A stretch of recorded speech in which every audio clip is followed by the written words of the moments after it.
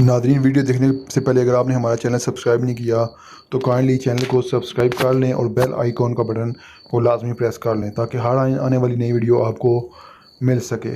آج ہم جس اسٹوری کی بات کر رہے ہیں یہ امرین نامی لڑکی ہے، اس کے بارے میں وہ سنائیں گے آپ کو۔ میرا نام امرین ہے اور میں دیکھنے والوں کے لیے ایک خوبصورت لڑکی ہوں۔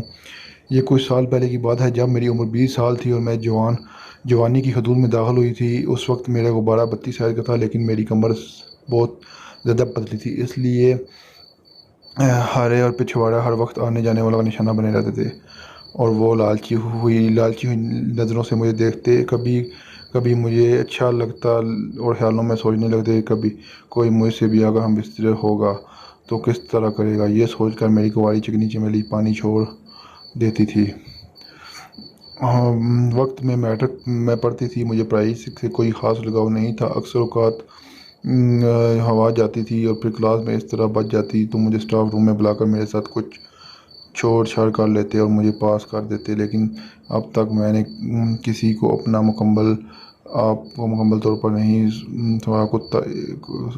اس کے بعد ہی ایک نئی ٹیچر ہمیں انگلش پڑھانے آئے۔ ان کی عمر 40 سال کے قریب تھی، لیکن صحت اچھی تھی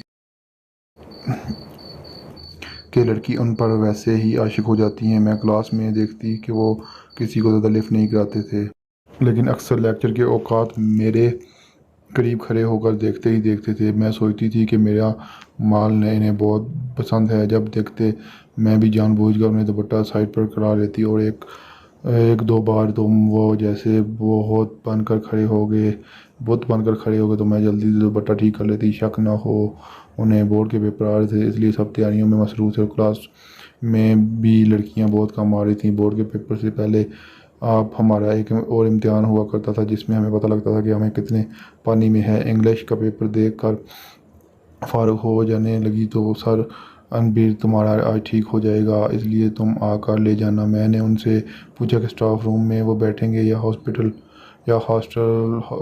میں ہوں گے، کیونکہ اسکول کے اندر ہی استاد کا ہاسٹل بنا ہوا تھا۔ اس لیے سر نے مجھے کہا کہ 2 بجے میرے روم سے آ کر لے جانا، جو انگلش کے بالکل نکر پر بنا ہوا تھا۔ تو میں 2 بجے تک ویٹ کرتی رہی، لڑکیاں بھی تھیں۔ 2 بجے میں بھی تیاری ہوئی کہ بس پیپر اٹھا کر گھر آ جاؤں، اور صبح سے کچھ کھایا بھی نہیں تھا۔ میں اسکول کے ہاتھے سے گزر کر ان کے روم کی طرف چلی گئی۔ گرمیوں کے دن تھے، اس لیے ہر جگہ ایک ویرانی تھی چھائی ہوئی تھی۔ میں نے ان کا دروازہ کھٹکایا تو سر نے دروازہ کھولا۔ وہ مجھے دیکھتے ہی ایک لمحے کے ساتھ تھوڑا آگے، شاید انہیں یقین نہیں تھا کہ میں ان سے پیپر لینے جاؤں گی۔ کچھ دیر میں انہوں نے خود پر قابو پایا اور مجھے اندر بلا کر دروازہ بند کیا۔ ان کا کمرہ صحیح معنوں میں ٹھنڈا ہو رہا تھا کیونکہ اے سی لگا ہوا تھا۔ کمرہ بہت خوبصورت سے تیار کیا ہوا تھا۔ اس نے ہلکے پھل کا ڈریسز پہنا ہوا تھا اور بڑے اچھے لگ رہے تھے۔ اور بیٹھ کر انہوں نے پیپر نکالا۔ میں نے دیکھا بری طرح فیل ہو گئی تھی۔ یہ کیا ہے؟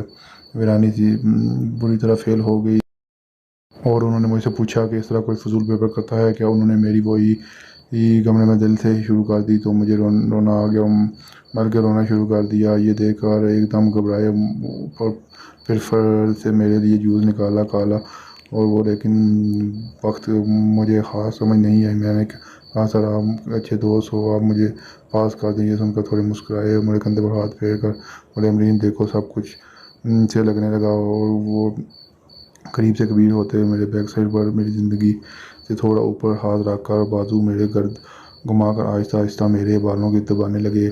تو میں آ کر بولی سر آپ یہ کیا کریں؟ انہوں نے مسکرا کر مجھے دیکھا کہ امرین میں تمہارا اچھا دوست نہیں ہوں۔ میں نے آہستہ آہستہ سر عام بلایا تو میرے اور قریب ہے، اور میرے بابس کو پکڑ کر کہا کہ میں آپ کے ساتھ کھیل رہا ہوں اور میں آپ کی کوئی تکلیف نہیں پہنچنے دوں گا۔ یہ کہہ کر انہوں نے اپنے میرے قمیض کے اندر سے فیصلہ کر میری پیٹھ سلانے لگے۔ میں ایک دم پھر کیسے کہتی کہ کسی نے آپ پر مٹی کا تیل چھڑک دیا ہو، بنی ہوئی میرے پیروں تلے، اور وہ لمبے لمبے سانس لینے لگے۔